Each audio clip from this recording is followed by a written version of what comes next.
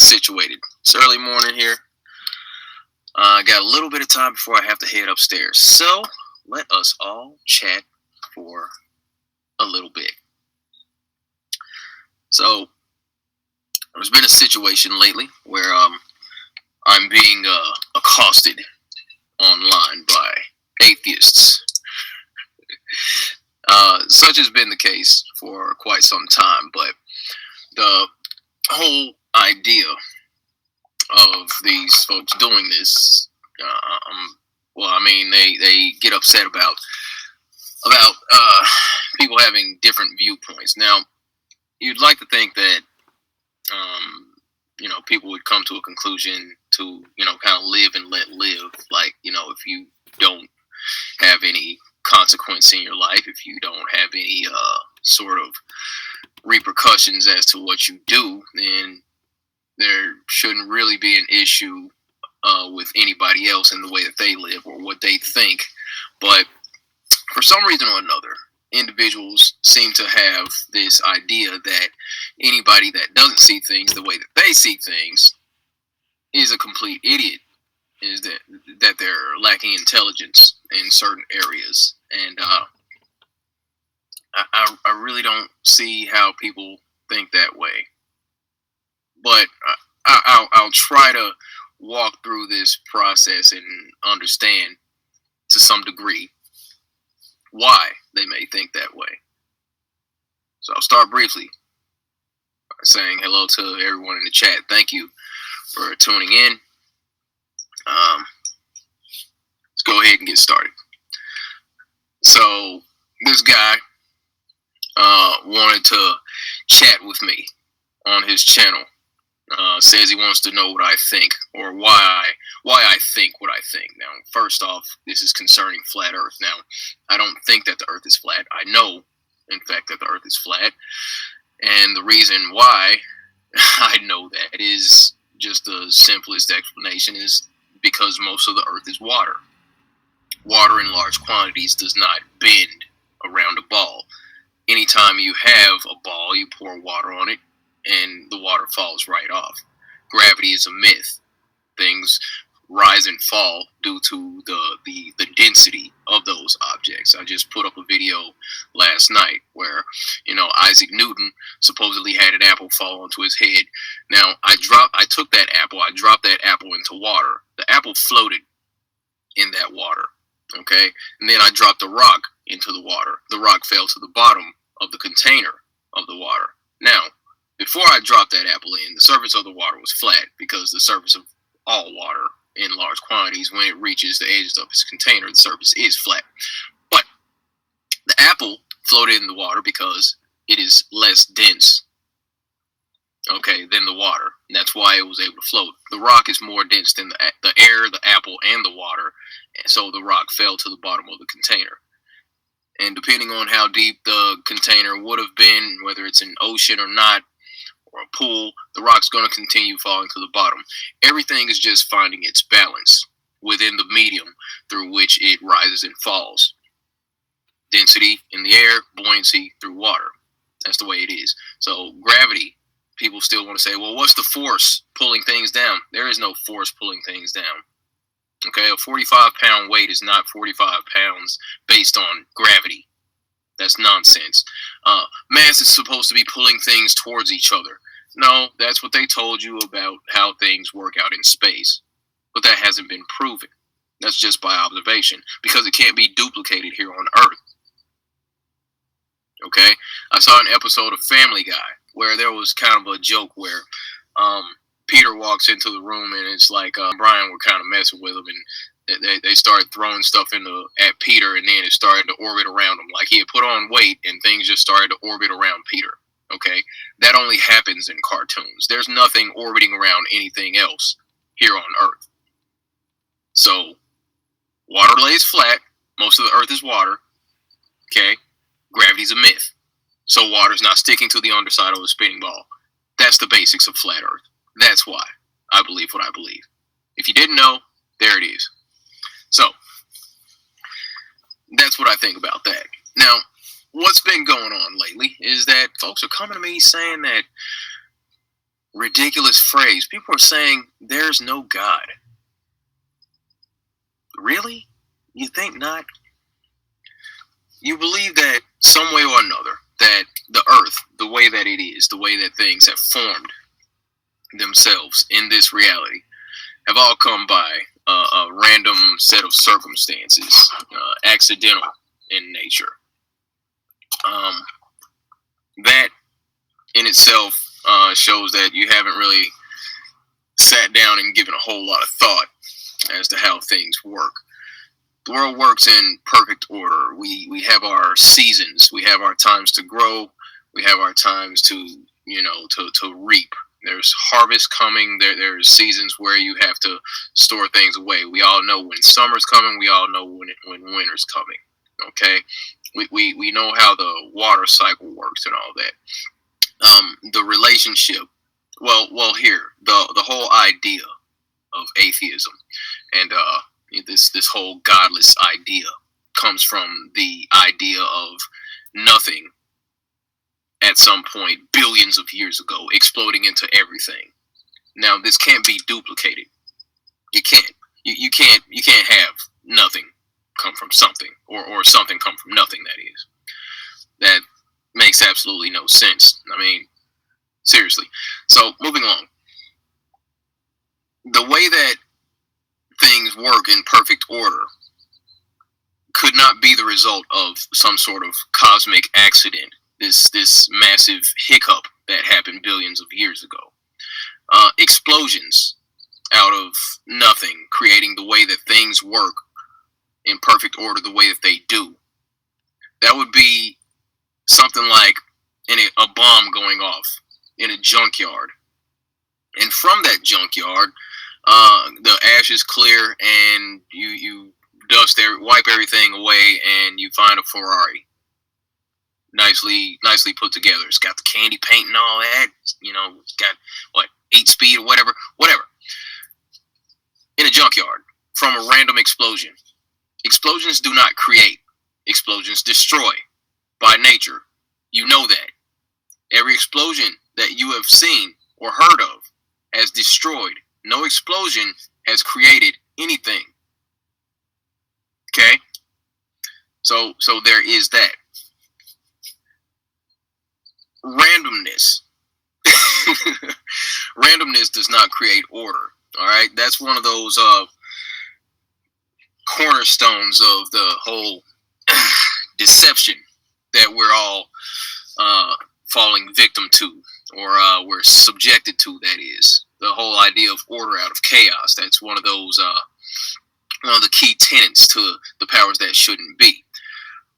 That whole ordo ab chao is how they explain that one. Creating order out of chaos. It makes absolutely no sense.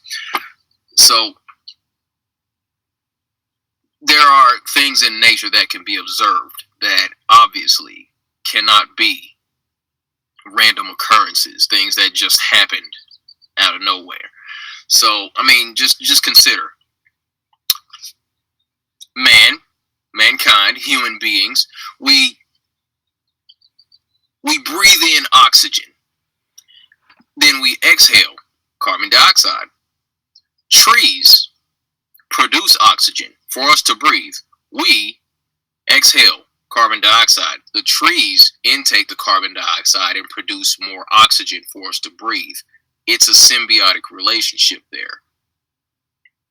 If you believe in random occurrences, then how do you explain that symbiotic relationship between man and nature? The idea of being able to take a seed, put it into dirt, after a while, that which is in the dirt, nutrients in the dirt, feeds into that seed. There's a little water, there's a little sunlight. That seed then sprouts through that dirt, grows, continues. It eats up the carbon dioxide in the air. It sucks up the rays from the sun, another naturally occurring thing on this earth. And grows into a tree or a plant that produces fruit or vegetables, that in those fruits and vegetables has more seeds to continue this process. So this one seed can create millions of seeds. If you think about that over time, give it enough time, and that's the way that it happens. This is perfect order. These things all work together. And if you believe that there is no God, if you believe that there's no creator, if you believe that there's no designer that put this stuff together, you're telling me that that's a random occurrence. Those things work together in sync like that. Randomly? It's the height. You know what? Not even going to go there yet. Let's move on. Now, look at the human body. The human body has multiple systems working together. The human body has multiple systems working together in sync to create who you are, the way that you are, the way that you move, the way that you think, the way that you produce, the way you build muscle, the way you process your food. All right. So you have your respiratory system. As discussed, you breathe in oxygen, you breathe out carbon dioxide. While you're breathing in oxygen, your body processes the oxygen, sends it throughout your body to where it needs to be in order to keep you going. That can't be random. You have a circulatory system, okay? If your circulatory system shuts down, your heart stops beating, you're dead, period. But there are points where you'll have a need to have blood go to certain places in order to perform certain functions in life. Okay, that's like, is that a random occurrence? I don't think so. The fact that you have to you have a skeletal system that supports all your other systems and keeps you mobile the way that it does. That's not a random occurrence. You have your nervous system, like you can indicate whether you're hot, whether you're cold. If somebody hits you, you can pinch yourself, and because of that, you know that you were hit here. It's like a signal goes from your skin to your brain, and you know that you're in pain. Right back to this other spot. I know that rhyme. But here, I mean, these signals, they transmit quickly, within nanoseconds. And people think that's random. While people are even in my comments or texting me or sending me messages or whatever saying that there is no God, that this is all random, the whole process of you typing out this message, some way or another, your brain is sending signals to your hands. You first off, you have thought. Let's backtrack. First off, you have a thought. Okay, where these thoughts come from? Random, I guess. You can't really explain emotions. You can't really explain feelings, thought, consciousness with a random explosion. There's no space for that. But in the process of people sending me these messages, you have a thought. This thought sparks from your brain, sends a signal to your hands to say, I want to type this out. Your hands get the signal within, fraction of a second, and suddenly your thumbs start to move over your smart device, and you start to type out these things. Just that process in itself is unexplainable through random occurrence. But somebody will try. I'm sure somebody has tried to explain that, but all the conjecture in the world can't convince me that that's all random. You really think so? I don't think that type of thing can happen by chance. That doesn't happen as a mistake, as a result of a random explosion out of nothing, creating everything. And then over millions and billions of years, everything just evolved to be the way that it is. I don't think so. Of course, there's a creator. Of course. Now, consider the idea that you're sitting at a table. All right, you're at a coffee shop. You're enjoying your coffee. You're just, having a great day. Sitting at your table. You look over, and on the chair next to you, you see a book. See a book. Just sitting there. Now, you pick up that book and you put that book on the table. Some random person walks up and says, that book didn't have an author. How would you react to that, Mr. and Mrs. Atheist? How would you look at this person telling you that that book didn't have an author? That book was random, the way that it is. Well, you would look at them like they were a fool, because that book in itself has thoughts and ideas printed on paper. It had to have a publisher. There's a name on the book. There's somebody's thumbprint on the book. There are concepts. It seems to be in order. All the thoughts and all that, these stories. It all has proper context. So, this person says to you, that book had no author. That book had no publisher. That book is random. You would look at them like they were an idiot. Do you know? But do you know how much more complex you are than a stinking book? Do you understand the complexities of your own body in comparison to a book? But if somebody says to you that a book is random, that a book has no author, a book has no creator, you would look at them like they were a complete idiot. And you know it, because you know the book had an author. You know the book had a publisher. It's a stupid book. A book. But you're telling me that the human body, that the earth, everything in nature, the way that the sun and the moon and the stars work in perfect sync, like a perfectly organized timepiece, all that's random? You telling me nobody designed that? And you expect me to take you seriously?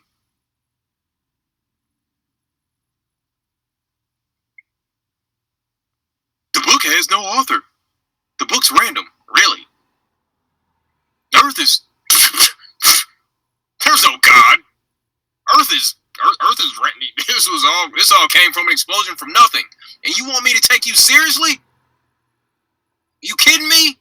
You know how retarded you sound? Sorry. It's ridiculous to say some crap like that. Ridiculous. Now, whether or not you prescribe to any sort of ideology about the Creator, about God, Yahuwah, to sit here and say that there is no existence of a designer behind all this that has been designed so perfectly, that is the height of stupidity. If you want to know what I think, Mr. and Mrs. Atheist. Ridiculous to believe that. If it's ridiculous to think that a book can occur randomly, it's ridiculous to think that the world itself can occur randomly and work the way that it does.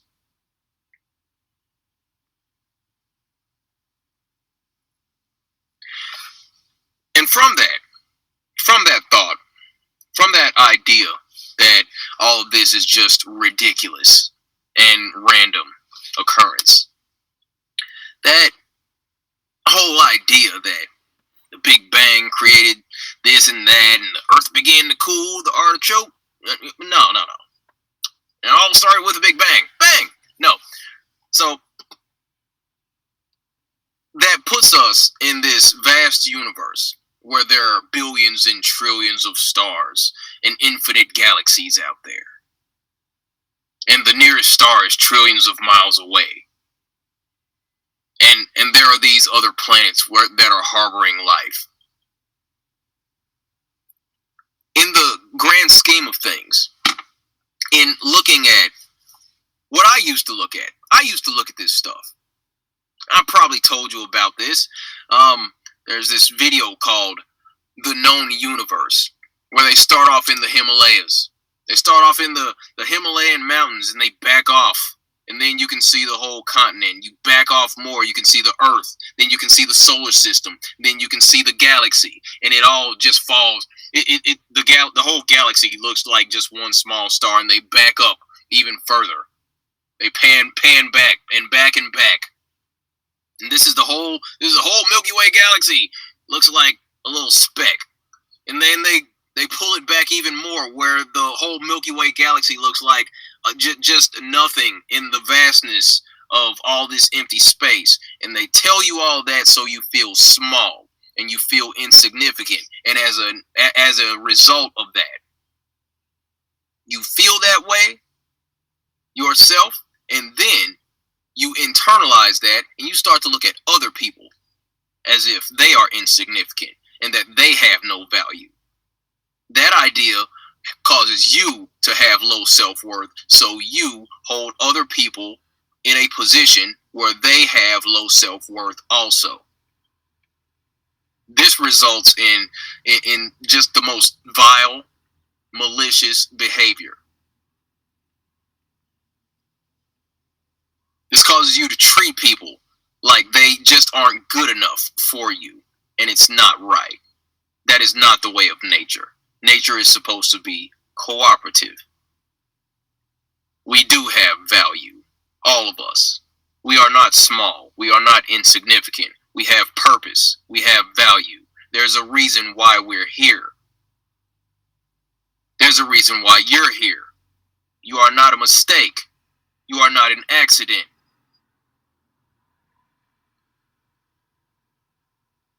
Know that. Don't think it, know it. That's not the way it is. You are not small and insignificant out here.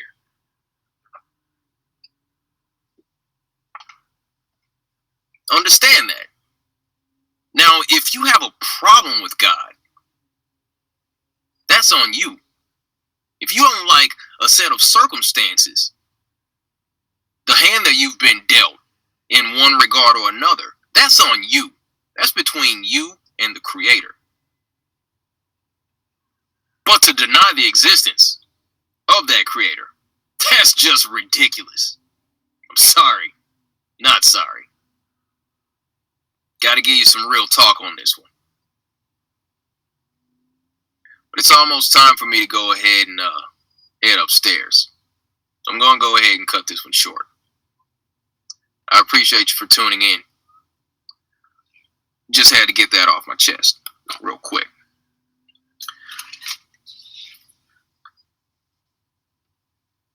Thanks for tuning in, everybody. I hope you have had a great week. I'm hoping that you will have a fantastic weekend. Funny thing about these words that we use. Week. Weekend. Morning. M-O-U-R-N. That's when people are looking at, are sad about someone who's died. Morning.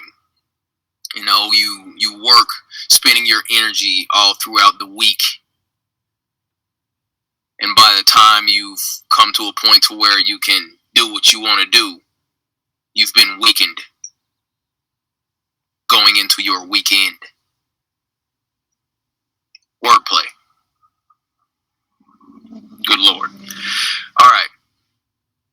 Or good grief, whatever that is. Not sure what good grief what good grief is, but it's another oxymoron. But anyway, probably get into a little bit of that later on, but I'll just move on. Gonna head upstairs, folks. Appreciate you tuning in. Happy Flat Earth Friday, and as always, be good to each other. Take care of yourself. Stay flat. I'll see you next time. Thank you.